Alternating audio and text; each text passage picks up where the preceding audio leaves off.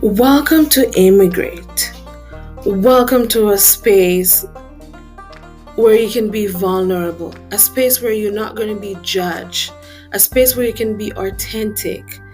And my hope and desire is to inspire and motivate everyone that click onto this podcast. So, welcome to another episode of Immigrate.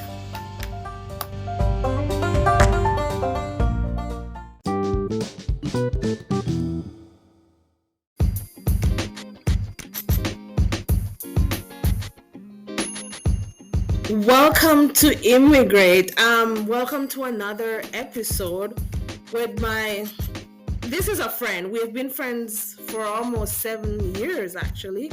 And I'm so excited to have her on my podcast today. Welcome to Immigrate, Maggie. Thank you so much for having me. I'm really happy to be here with you today. And the reason I'm not introducing you because I want you to introduce yourself because you're so dear to my heart and I don't want to miss out anything.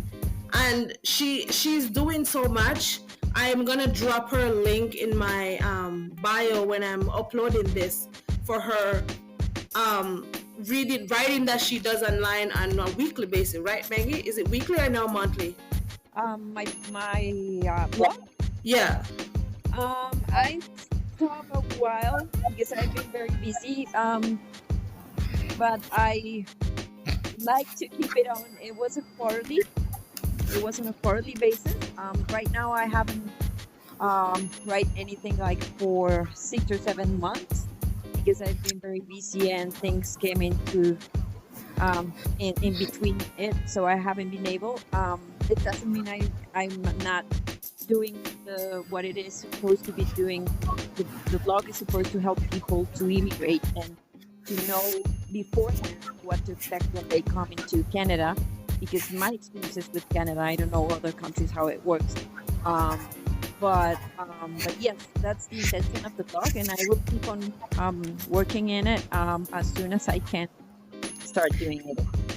Great. So see, this is the reason I have, because we are both have the same passion and the same drive. We went to the same school. We did the same business administration degree, but we end up going different places and pursuing different majors. Thank you again for joining me today on this podcast, Maggie. I'm so excited to officially doing this with you because we talk about these things and I'm so glad you were a part. So as we go into a little chat today, just tell my viewers about yourself since I didn't introduce yourself. Tell me who is this great person that I talk about so much. Thank you for that. So I am a mom of two, both teenagers, one adult, one still under my umbrella still. But they both live with me still. I have been very happily married for 25 years now. We I love my family and I spend a lot of time with them. Right now I'm a human resources professional because I do believe that is the profession that helps me help people. So that's what I decided to go that way. I believe everything has a reason to happen like it happened. So the universe and God make sure you are in the place that you need to be at the time that you need to be, in the circumstances that you need to be. I do love to help people, and I do love to, as you know, help immigrants to decide if this is gonna be a good fit for them or not. I'm a blogger, as you say. I'm a blogger, and I volunteer as much as I can with the immigrants. I've been helping quite a few people right now to fulfill the dream of immigrating and having better chances for their professional life or their personal life. Wonderful. I could not even put all in those words because I didn't want to miss anything, because I remember when you started this blog, I think we're still in school, or I think we were both still in school when you started it, and it's the same drive. The only difference is that you're not on a podcast, but it's the same thing where you share your story and share other stories that you have and people who you have helped. And what better person to come on this podcast and talk about? So as you share yourself, why did you end up coming to Canada? Well, that's a really long story. We actually first we thought about Australia, but as I told you, God didn't want that for us. So that was a complete mess, and we ended up being scammed. We lost a lot of money on that journey, and then we started looking, but the seed of immigration was already planted there. So we started looking other opportunities, other countries, and there was an opportunity. Someone sent us a link about an agency that was looking for people to come to live to Canada. We saw the video. It was like the most amazing video, and we decided we wanted to come to Canada. So you moved here with your husband and your two kids.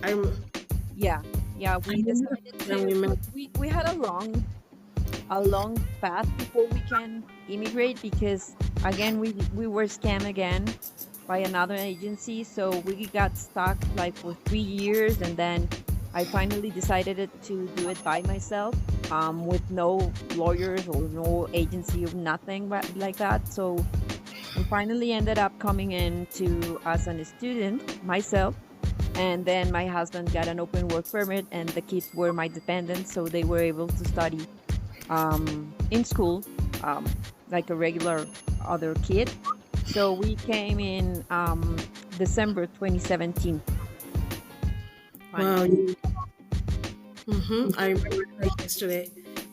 So share your experience of while living here. So you moved here December 2017, and then what happened? How was your experience while you've been here? Well, at first, I'm from South America, Colombia. So weather there is completely different from here. I know Jamaica is the same. It is. So the first thing was that the day we arrived, there was a snow shower of, I believe, 50 centimeters of snow has fallen.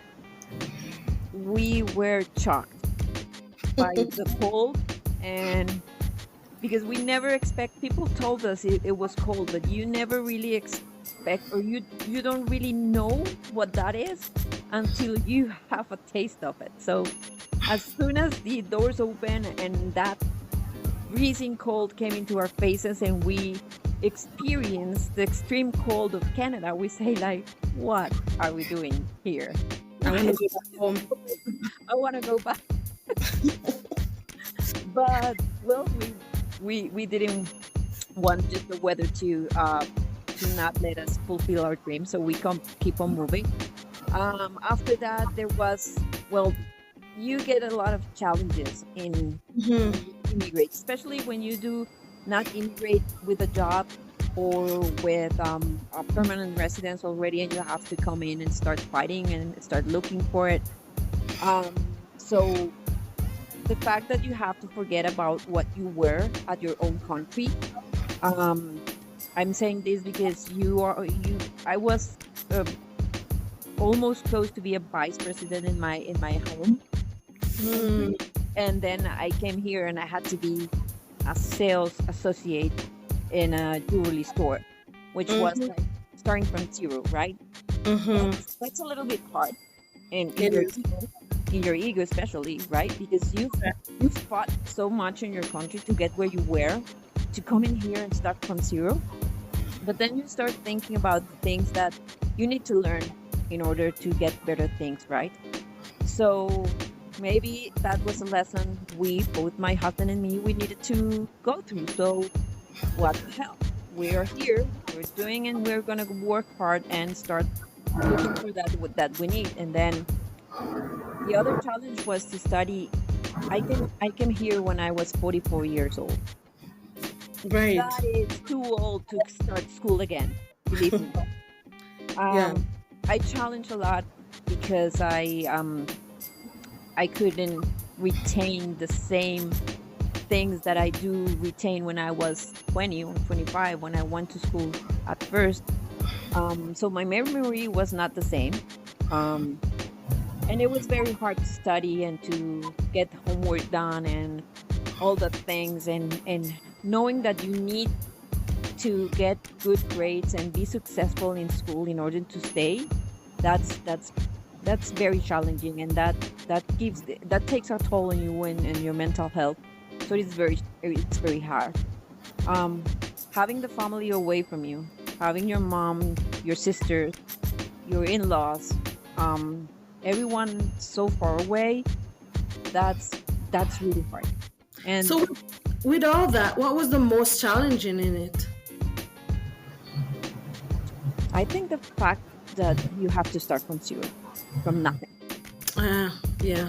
When you already have a life back home, and you get Mhm. here, you need to start from nothing. No friends, no acquaintances, no one, and no house, or not a something that you own, not a Mhm. car, nothing. You have just the clothes and the shoes that you have in your bags. That's it. Right. That's And then, the and most then, as you difficult part. said, you were a vice president, right? Almost And close to be. Not um, yet vice president, but almost close to be. right.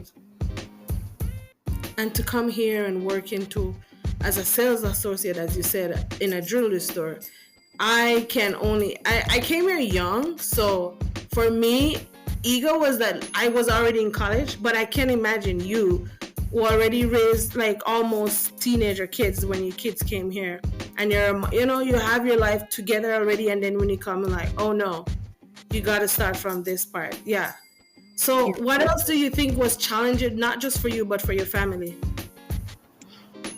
Um, for my kids especially, no friends, having no social support from no one because they know no one.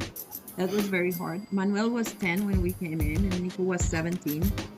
So it was really hard on them not to have friends.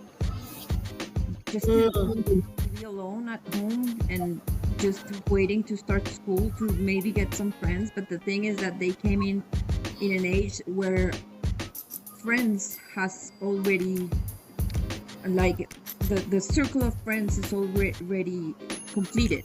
You know what I mean? In yeah. those grades they came in, your friends already are your friends, and people who just came in are strangers, and they are not very often welcome into another groups of friends. Mm-hmm. So it was tough until they find a way into a group. And then the thing that they changed school so fast here, because middle is one thing, and then junior high, and then high, and then they keep on changing schools and losing those friends that they already did.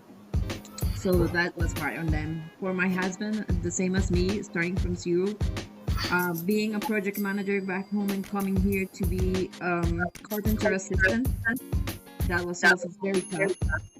And again, the family. Family is a very, very important piece of being an immigrant. Mm-hmm. Yeah, it is. And you be having a family too gets you it is tough, but it also get you guys closer too, and you guys can fight through the storm other than being a single person and you move here by yourself. So if you should tell your younger self, what would you tell your younger self now that you moved to Canada? Would you say, girl, I finally made a decision? Or what would you tell your younger self? Coming here early. Ah, yeah. Yeah, I would definitely say to her, like, 30, come here. Don't wait. Come right now. Right. Don't wait until, yeah, because if you're younger, then it's better. And I said it. it's Yes, easier. go ahead. I mean, if the kids were able to be born in here, it would be easier. It's true. I said it to my husband a couple days ago. I said, was it my husband? I was talking to someone. No, I was talking to a friend. And I said, I wish I had come here when I was younger. Then I felt like I could have bring more people here, my brother and everybody, because it is so much better, as you said, when you're younger. You can do more things. You get But with all said and that, God knows everything best, and He aligned you in the perfect timing. So Exactly. That's So- also true. There Yeah, were go ahead. a few things that, for example, COVID help us to achieve. As unbelievable as it sounds, COVID was helpful because we got like a preference when they did the rounds of administration. We got our faster because of that. And you had your family here. And exactly. So if we came a year before, probably we should get that help that COVID gave us, and probably we'll go back home. Yeah. So you think COVID has helped? I mean, one thing I know for sure, Canada is better. When you come here with a family, you get through way faster than a person who is single. And it's simple because they want the family. They want a younger version. They want the family here, you know? A single person, yes. And I think that's where sometimes the line is kind of drawn, where like, oh, it's so tough. But what would you tell like an immigrant or anyone listening to this podcast right now? What would you encourage them and tell them? Let them look this experience worth every minute. Being an immigrant, it's tough, but it's also so rewarding. Every time you get something done, every time you achieve a new goal, every time you get a challenge overcome, it's the best feeling. So I will let them know, keep on doing it, don't lose faith, don't lose hope. That's the last thing you need to lose. And listen to God, definitely. Because it's not today, it's because it does not fit in your life moment. Just wait and see that it will come to you. Right. How has your spiritual journey impacted your journey here? Well, there's days that I didn't want to talk to God anymore. I felt like being abandoned. And there was also times that I said, oh my, this is just something. I cannot live here. I cannot live as a family. We do so much, and we understand so many things in life that it's understand. So yes, my spiritual needs.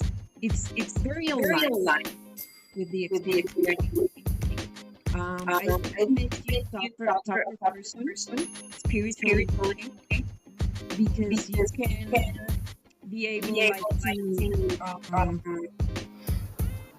get a little more and don't feel like you're failing.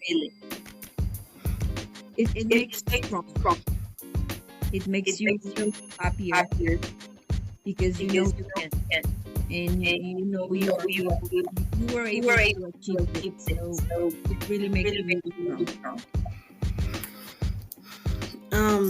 Yeah. You said something very profound. You said it makes you stronger, and it makes your faith stronger too.